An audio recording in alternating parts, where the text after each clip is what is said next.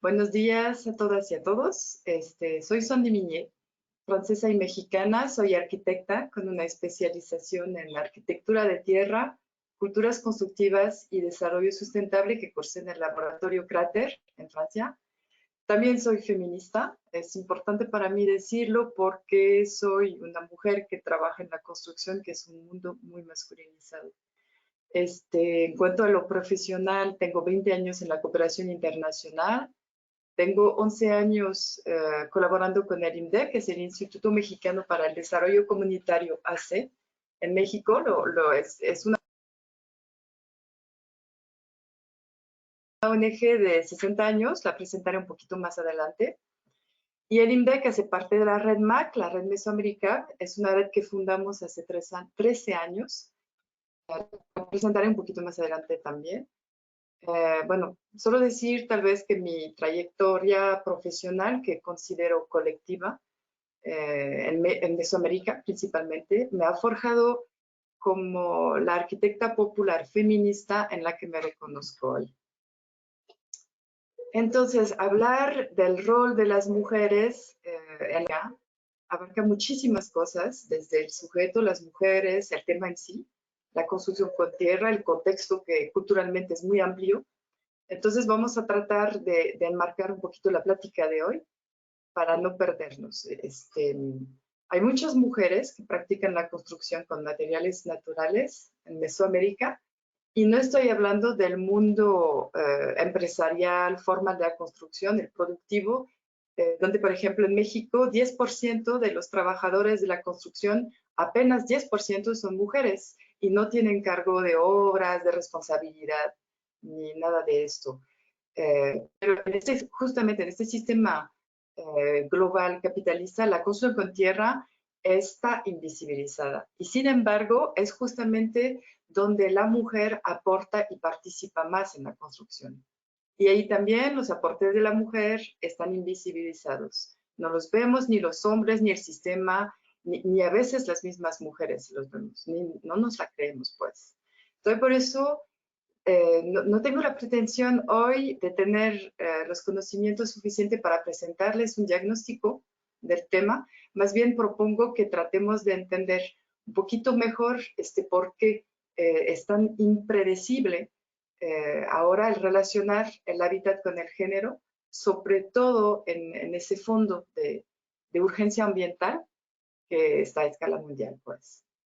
Entonces, para eso se necesita un poquito tomar un poquito de altura y entender los mecanismos específicos que articulan estos dos conceptos, el hábitat y el género.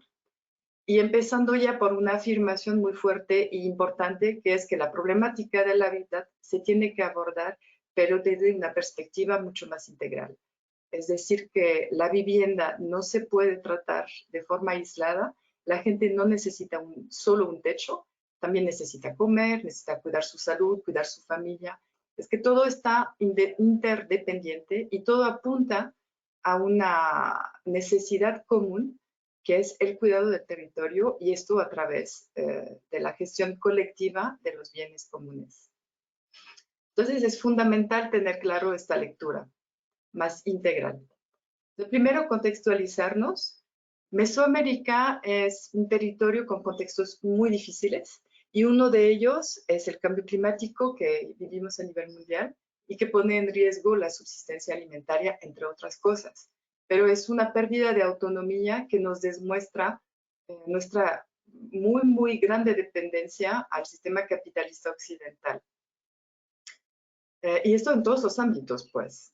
También es un territorio en disputa, tiene muchas riquezas naturales que siempre han sido la razón de conquistas, y todavía hoy en día sigue de actualidad, porque hay megaproyectos extractivistas muy, muy fuertes en el territorio mesoamericano amplio, como la minería, hidroeléctricas, y estas contaminan el territorio con toda impunidad, mientras se criminalizan las defensoras y los defensores. Y justamente las mujeres estamos siempre en primera línea de las luchas. Otra característica contextual es la inestabilidad política, y eso lo vemos desde las dictaduras de Nicaragua, golpes de estados, por ejemplo, en Honduras, o el narcoestado, la corrupción en el paisaje político que tenemos en México, solo por nombrar algunos. Y por último, se ubica Mesoamérica en el famoso cinturón de fuego. Es donde está la convergencia de placas tectónicas que han generado una cadena de volcanes que cruza todas las zonas más pobladas de la región y que provoca las catástrofes que conocemos. Y cuando pasa un desastre, los gobiernos nunca ponen la vivienda en prioridad, siempre priorizan lo alimentario, la salud, entonces se descuida la vivienda, se pierden saberes, se pierde autonomía. Y por todas estas razones provoca migración desde el istmo centroamericano hacia el norte global, porque la gente prefiere huir. Y esto como consecuencia trae que las mujeres de repente se encuentran solas en las comunidades a cargo de las casas, de la vida en general. Entonces es un contexto complejo para las mujeres porque lo tienen que enfrentar con todavía más desigualdad, porque ellas ya se están enfrentando a las problemáticas ligadas a la cuestión de género, como la dificultad de acceso a la tierra y a la propiedad, por ejemplo, en México se hereda a los hombres, o la violencia de género, la desigualdad de oportunidades, porque solo afirmar que en el mundo las mujeres son más pobres que los hombres, y el machismo, hasta el feminicidio a veces, y se traduce en lo cotidiano, como por ejemplo en El Salvador, una desigualdad en que las mujeres que trabajan invierten 4 horas más a los trabajos de cuidado, mientras los hombres invierten hora y media. Entonces, de forma general, se puede afirmar que el acceso a una vivienda adecuada sigue siendo un enorme desafío y sobre todo para la mujer mesoamericana. Entonces, ¿qué podemos hacer para eso? Pues primero sería repensar el hábitat desde un enfoque de género. No podemos suponer por default que la voz de los hombres refleja la de las mujeres, porque la mujer es un sujeto político diferenciado que tiene sus propias necesidades, sus propias aspiraciones, sus vivencias, los ritmos que la tienen. Es esencial. Solamente así podemos entender las formas diferentes que hay de habitar, pero también las diferentes facetas de construir. Por ejemplo, se dice la construcción es un mundo de hombre. Pues claro que no. Cuando se construye se asume que el hombre es quien hizo la casa, mientras la mujer pues jaló la tierra, hizo los adobes, jaló el agua, la piedra, la mezcla, o sea, estuvo presente todo el tiempo, pero no se visibiliza, como todos los trabajos de la mujer, de hecho. Entonces luego el hombre se va a trabajar y la mujer se queda. Y ahí es cuando empieza la vida del edificio, porque la mujer mesoamericana, desde su rol de ama de casa, observa las enfermedades, las patologías de la casa y las atiende. Y es quien siempre ha realizado tradicionalmente el mantenimiento de la vivienda. Y es la que garantiza su durabilidad en el tiempo. Entonces se puede decir que la mujer aquí adquiere un rol clave en la prevención de riesgos. Por otra parte, como cuidadora, la mujer es más presente en el hogar, entonces es más vulnerable a las catástrofes. De hecho, según datos de la ONU, una mujer tiene 14 veces más de probabilidades de morir durante un sismo. Y en México, en el 2017, dos tercios de los muertos eran mujeres. Y todavía, pues es más, porque después de las catástrofes, en el contexto post-catástrofe, las mujeres y las niñas tienen 3 veces más probabilidades de estar expuestas a violaciones, abusos, como pasó en Haití, en las alberques en el 2011. Entonces, es decir que a manera de síntesis, a pesar de la asimetría de poder entre géneros y a pesar del frágil contexto de la región, se reconoce que la mujer tiene un papel fundamental en la producción y gestión del hábitat, porque es una activadora social y porque es un agente de cambio central para el mejoramiento del hábitat y del hábitat popular. Entonces, podemos afirmar que es impostergable la inserción de las mujeres en condiciones justas y respetuosas en el sector de la construcción. Bueno, Ahora hay que entender por qué hablar del cuidado ambiental es también hablar de mujeres y de bienes naturales. ¿Qué relación existe entre género y bienes naturales? Pues se suele analizar desde dos perspectivas. Primero, desde la división del trabajo y luego desde quién tiene el acceso, el uso y el control sobre los bienes naturales.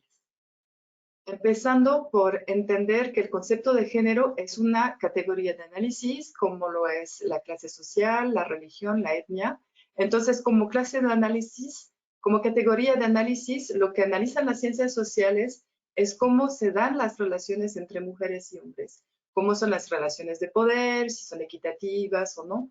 Y el tema de género no se refiere a las mujeres y a los hombres de por sí, sino a las relaciones que existen entre ellos y cómo se dan. Entonces, a partir del sexo, que son las características biológicas, el sistema capitalista patriarcal ha construido el género. El género son los roles sociales que se asignan a mujeres y a hombres. Y a esta forma binaria y jerárquica de organizar es lo que le llamamos la división del trabajo, así como un pequeño recordatorio. Y los espacios también están divididos por género. Los hombres, por ejemplo, tienen asignado el espacio público considerado productivo, el trabajo, espacios sociales, decisión, vida política, económica, todo lo que tiene un valor en el mercado. Y las mujeres en el espacio privado, lo que le decimos el reproductivo, toda la familia, la organización, mantenimiento de vivienda, cuidado del hogar, educación, etcétera, etcétera. Y es lo que no tiene ningún valor de cambio en el mercado, está invisibilizado. Entonces, lo interesante ahí, vamos a entender por qué es necesario entender esto, es que cada género tiene una serie de estereotipos que son como ideas preconcebidas, son muy arraigadas y estas determinan comportamientos, conductas, actitudes que deben de tener mujeres y hombres en función de su sexo. Como por ejemplo decimos que las mujeres son demasiado emocionales y que las aleja de lo racional, o que los hombres son fuertes físicamente, mentalmente, etcétera, etcétera, etcétera. El problema es que estos estereotipos impiden que mujeres y hombres desarrollemos ciertas capacidades. Y para no ir tan lejos, como ejemplo, pues no hay muchas albañilas. Y no es porque las mujeres no podemos entender cómo se usa un nivel, pero muchos dirán, pues es por la fuerza física. Y nos dejamos convencer, o sea, nos la creemos. De esto se trata los estereotipos. Por eso son más maestras, más enfermeras, por eso son más ingenieros, más políticos. Bueno, en conclusión, solo para entender que la división del trabajo favorece la opresión de las mujeres al explotar el trabajo femenino, al descreditar sus capacidades y a propiciar su marginación.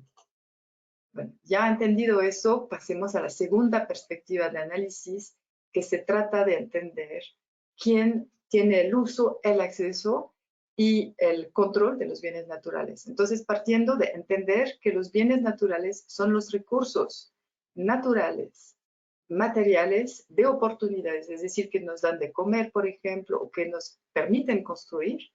Y esto, entonces, entendiendo esto, nos queda muy claro que quien tiene el control sobre ellos es quien tiene mayor poder económico y político. Por eso es tan importante el vincular los bienes naturales y el género al análisis de las relaciones de poder. Entonces, ¿para qué las mujeres los usamos? Pues para todo lo que es el bienestar de la familia, consumo de alimentos, supervivencias, mantenimiento de casa, de la vivienda, pues, mientras el hombre los usa con los medios de producción, extracción, aprovechamiento, todo lo que tiene que ver con la ganancia económica. Entonces, al final de cuentas, son los hombres quienes han tenido mucho más control históricamente, no es una novedad. Bueno, teniendo claro esto, entonces nos podemos preguntar, ¿a qué modelo de desarrollo queremos apuntar? Donde tanto las mujeres y los hombres podamos actuar, porque la construcción, como el modelo actual global lo concibe, es una de las actividades más contaminantes del planeta. Entonces, si realmente queremos lograr un desarrollo sostenible y sustentable, nos tenemos que orientar más hacia los modelos estrechamente ligados a las mujeres y a los bienes naturales. Bien, entendiendo esto, pues aquí vamos a ejemplificar a qué podemos aspirar cuando pensamos en la vida desde el género, con 4 iniciativas rápidamente.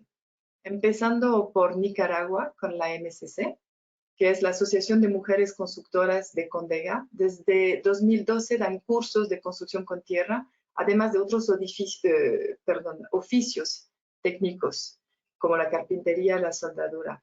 Y lo fuerte de este centro fue la necesidad de crear un espacio seguro para desarrollar las prácticas de capacitación, por el simple hecho de trabajar con mujeres. Y cuando digo seguro, me refiero a seguridad física, o sea, libre de amenazas machistas, pero también seguro para sentir la libertad de expresarse como mujer en oficios donde justamente los prejuicios hacia las mujeres son muy fuertes. Y esto refleja muchas cosas, y en los edificios sí, refleja mucho la mano de las mujeres, la esencia de las mujeres, porque pueden ver, son edificios redondos, tienen mensajes fuertes, cuenta historia, o sea, se nota la fuerza, la profundidad. En el contexto, entonces, como aprendizaje, yo diría que en el contexto mesoamericano actual, trabajar con mujeres implica espacios seguros. Eso es fuerte como aprendizaje, porque habla de las amenazas y los retos que enfrentan las mujeres. Ahora, hablemos de un proceso de formación con la Escuela Ecofeminista Benita Galeana en México. Es una organización feminista para defensoras en derechos humanos y ambientales. En 2016 empezaron un proceso de recuperación metodológico de construcción de fogones. La cocina es el espacio de la mujer, es donde está más la mujer. Es un espacio central donde pasan muchas cosas de la vida, la convivencia, las reuniones, las decisiones de lucha también, pero también es el menos atendido, es el último que vamos a renovar, porque esencialmente es el espacio de la mujer. Entonces, para entender un poquito mejor también, tradicionalmente y todavía hoy, la mujer mesoamericana cocina en fogones y estufas de leña. Es interesante como dato saber que a nivel mundial, 4 millones de personas y principalmente mujeres mueren por el humo de la cocina cada año. Entonces, bueno, aquí la dinámica de transmisión de los saberes fue muy inspiradora porque fue una comisión de mujeres de la primera comunidad capacitada que se trasladó a la segunda comunidad para capacitarla. Luego, una comisión de la segunda comunidad se encargó de capacitar la tercera comunidad y así sucesivamente. Entonces, esto recuerda las formas tradicionales de transmitir de mujer a mujer. Bueno, después también se llevaron a cabo talleres de recuperación de saberes de las mujeres, muy importante porque al dar cuenta de que sabemos, darnos cuenta como mujeres que sabemos también de construcción, entonces las mujeres de este proceso decidieron participar ya con confianza a un taller de reparación de cocinas de Bajareque. Vamos recuperando territorio. Entonces es interesante aquí entender que empoderar a las mujeres en la construcción pasa por darse cuenta que ya saben. Entonces pasa por una recuperación de los saberes que ya existen.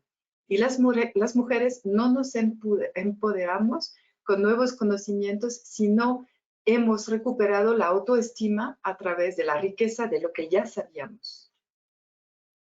Bueno, ahora hablemos de la ECAS en el INDEC. El INDEC, entonces, es una ONG que trabaja la defensa del territorio y de los derechos humanos, la construcción del sujeto sociopolítico a través de la educación popular.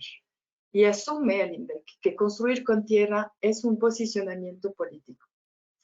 La ECAS es la Escuela de Construcción Campesina y Saberes, y el concepto es sencillo, es recuperar las buenas prácticas de las culturas constructivas a través del diálogo de saberes y la práctica en obra.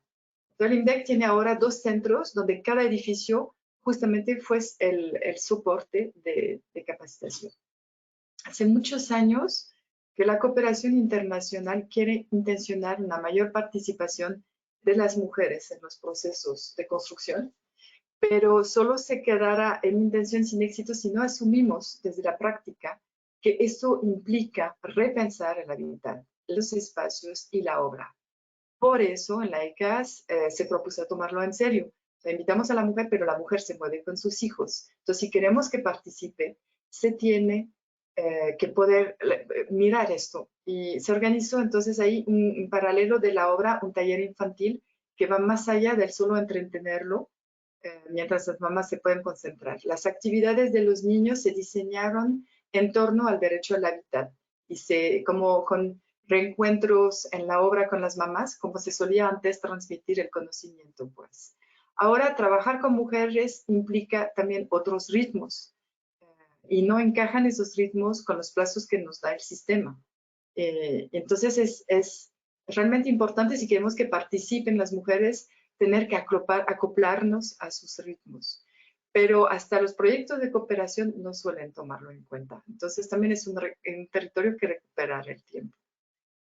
El aprendizaje de la crisis ha sido que los dos centros del INDEC tienen que aspirar cada vez más en ser estos espacios seguros de práctica, donde la mujer también reconoce y practica su legitimidad. Y podemos decir como un gran logro que en la última década, a pesar de la crisis sanitaria, hubo una participación de 50% de mujeres, de las cuales 80% eran indígenas. Y por último, como ejemplo, la campaña del 8M, 8 de marzo 2021. La Red MAC, aparte de la Red MAC somos 30 organizaciones que defendemos el derecho al hábitat, pero en su formato amplio. Y siempre la Red MAC, no siempre, últimamente ha asumido la perspectiva de género como un eje transversal. Y eso es el fruto de un largo trabajo de sensibilización, gracias a la experiencia, la colaboración de muchas mujeres, pero para nombrar algunas, Elena Carillo, Andrea Dani, Carmen García, Fátima Sánchez, Juan Esquivel y muchísimas más que no puedo nombrar aquí. Entonces, esta iniciativa fue portada por la UMA, la Universidad del Medio Ambiente y el INDEC, y la intención era crear un espacio de intercambio y de diálogo que ayude a entender los retos que enfrentan las mujeres en el ámbito de la construcción. Esto con el fin de generar nuevas propuestas. Entonces, se invitaron a mujeres a que atestiguaran a través de videos cortos, luego se compartieron los videos y luego se finalizó después de unos meses en un evento sincrónico. El aprendizaje fue tan impactante que se convirtió en una campaña para el 8 de marzo del 2021. Fueron 28 mujeres constructoras de todos niveles, de todos horizontes, desde autoconstructoras, campesinas, hasta arquitectas, académicas, y darse cuenta que independientemente del perfil social, económico o geográfico, coincidíamos en la mayoría de los retos y de las dificultades. Y también nos dimos cuenta que somos muchas mujeres las que trabajamos en este mundo y mucho más de lo que creemos. Entonces, desde las voces de estas 28 mujeres se elaboró finalmente un manifiesto, el manifiesto del 8 de marzo de 2021 por la reivindicación del lugar de las mujeres en la construcción con tierra y otros materiales locales. Y a manera de conclusión, con una perspectiva alentadora, mencionaré una frase justamente clave de este manifiesto. De hecho, lo pueden consultar en el enlace que está abajo, junto con los 28 testimonios de las mujeres. Y la frase es: la participación de las mujeres en la construcción con tierra teje una doble lucha. La reivindicación del lugar de las mujeres en la construcción y la defensa del derecho a construir con materiales locales. Hasta aquí mi presentación. Muchas gracias.